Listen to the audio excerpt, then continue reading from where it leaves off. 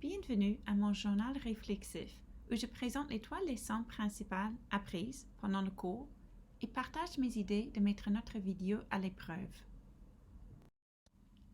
Après avoir fait notre première vidéo, j'avais envisagé de faire 3 vidéos pour mon cours de théorie de la communication à l'automne de 2020.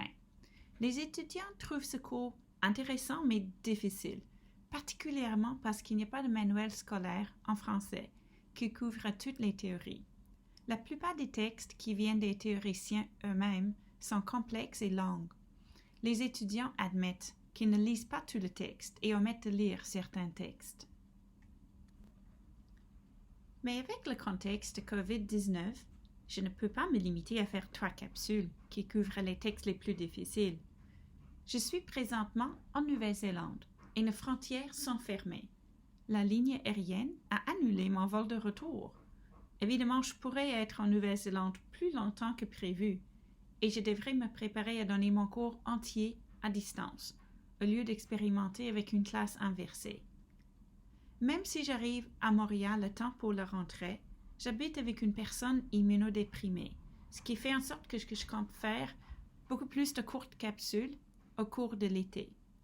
Ces vidéos feront partie d'une présentation du contenu asynchrone. J'ai expérimenté la frustration de ne pas pouvoir utiliser la technologie de façon synchrone pendant notre atelier au début du mois de mars. Pendant quelques heures, Zoom a planté non moins que 12 fois. Ma première leçon, créer des vidéos de qualité coûte cher. Le temps nécessaire de faire une vidéo implique un coût de rénonciation assez important.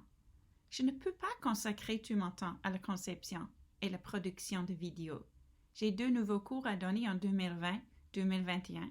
J'encadre des étudiants au cycle supérieur et je mène 4 projets de recherche sur les formes de collaboration et conflits chez les ambulanciers, le travail significatif chez les aides-soignants, la socialisation de proches aidants, et je viens de recevoir une grande subvention pour étudier comment le personnel et les résidents des CHSLD créent ensemble une ambiance de soins empreinte de compassion. En plus, je devrais consacrer un peu de temps pour jouir de la vie. Cette leçon m'a appris que le meilleur est l'ennemi du bien. Je devrais faire ce que je peux avec le temps et le peu de ressources à ma disposition. Heureusement, les vidéos maison sont devenues de plus en plus normales dans un contexte de crise sanitaire mondiale et je dois me débrouiller avec mon ordinateur portable et mon téléphone.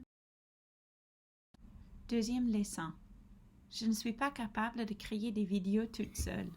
Pour créer de bonnes vidéos, il faut avoir plusieurs compétences.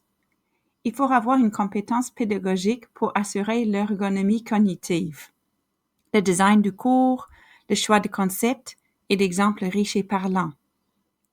Il faut avoir une compétence technique pour créer une ergonomie visuelle et auditive appropriée.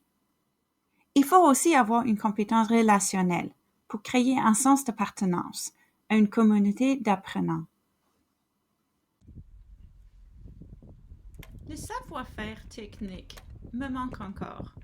Si je ne peux même pas connecter le sac à herbe à une tondeuse mécanique, ce qui est assez facile une fois que tu sais faire, j'ai des doutes par rapport à ma capacité de maîtriser des logiciels toute seule. Si l'université me donne plus d'heures pour embaucher des étudiants pendant une session d'enseignement à distance, je prévois embaucher un étudiant, une étudiante, qui pourrait créer des capsules ou qui pourrait m'aider à les créer dans une variété de formats. Je pense aux vidéos d'explication en personne, aux vidéos VideoScribe ou aux vidéos qui utilisent une variante de Extra Normal que j'ai utilisée avec succès il y a 10 ans.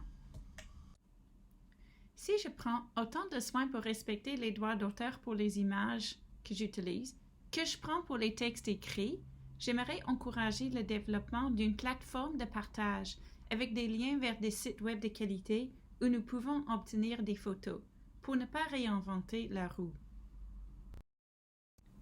Troisième leçon, collaborer pour créer des vidéos pose des défis considérables. La troisième leçon, collaborer pour créer des vidéos de qualité est indispensable, mais pose des défis considérables. L'idée de collaborer pour créer des vidéos de qualité m'inspire. Je me suis rendu compte de l'aspect relationnel de l'apprentissage. Si Claudia n'avait pas été ma coéquipière, je n'aurais pas osé continuer avec le cours. Son soutien était important et le fait que je ne pouvais pas laisser tomber notre projet commun. Cependant, la collaboration peut aussi générer de la variété, qui peut être problématique. J'ai vu l'importance d'avoir quelque chose qui assure la cohérence pendant une capsule et un fil conducteur qui lie des capsules ensemble. En février, j'ai commencé à suivre un cours ouvert massif en ligne sur la démence. Le cours m'a fourni une connaissance solide de la démence en tant que chercheuse et citoyenne d'une société qui devrait s'adapter pour accommoder les besoins de personnes ayant une forme de démence. En plus, j'ai beaucoup appris par rapport à l'organisation d'un cours en ligne en regardant la structure et les activités proposées. Ils ont choisi de créer une série de vidéos de 5 à 11 minutes avec un assez grand nombre de personnes, chercheurs en médecine, neurosciences et sciences sociales, personnes ayant la démence, proches aidants et professionnels de la santé et du soutien social. Le concepteur a assuré une certaine cohérence en utilisant un format assez pareil pour chaque vidéo et une musique de fond au début et à la fin de chaque capsule. Mais est-ce que les étudiants utiliseraient les vidéos? La quatrième leçon peut-être c'est de faire participer les étudiants dans la conception et évaluation des vidéos pédagogiques. Je pense que les étudiants utiliseraient les vidéos si elles répondent à leurs besoins d'apprentissage et suscitent leur intérêt suffisamment. J'avais envisagé d'organiser un groupe de discussion avec 5 ou 6 étudiants de première année qui ont suivi le cours Théorie de la communication à l'automne 2019 en présentiel. Mon premier objectif était de sonder leurs préférences pour les textes écrits ou des capsules vidéo pour comprendre les principaux concepts présentés pendant le cours. Les questions suivantes sont indicatives du type de conversation que j'aurais aimé avoir avec eux. Comment avez-vous utilisé les textes disponibles sur Studium pour ce cours? Que pensez-vous de ces textes? Comment les textes vous ont-ils aidé à apprendre ou pas? Comment avez-vous utilisé la capsule vidéo sur la théorie de l'information de Shannon et Weaver? Comment la capsule vidéo vous a-t-elle aidé à apprendre ou pas? Quels sont les avantages de la vidéo capsule et quels sont les inconvénients de la vidéo capsule? Mon deuxième objectif était de voir s'ils étaient ouverts à la possibilité d'avoir une classe inversée. Après avoir regardé une ou plusieurs courtes capsules avant chaque cours, utiliser le temps en classe pour appliquer les théories présentées et les mettre à l'épreuve. Étant donné le contexte actuel, les étudiants étaient extrêmement stressés et ils ont expérimenté l'enseignement à distance pour terminer le cours à l'hiver. J'ai décidé que ce n'était pas approprié d'organiser mon groupe de discussion.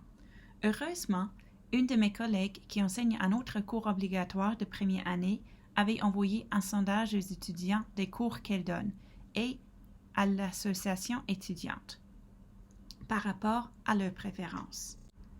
En regardant les résultats, il me semble que les vidéos seraient une bonne idée pour mon cours. Les textes écrits pourraient être disponibles sur Studium, mais comme un complément au cours. Je pourrais vous faire un retour plus détaillé en décembre 2020. Entre-temps, de mon écran au vôtre, je vous remercie de bonnes idées et de l'encouragement partagé.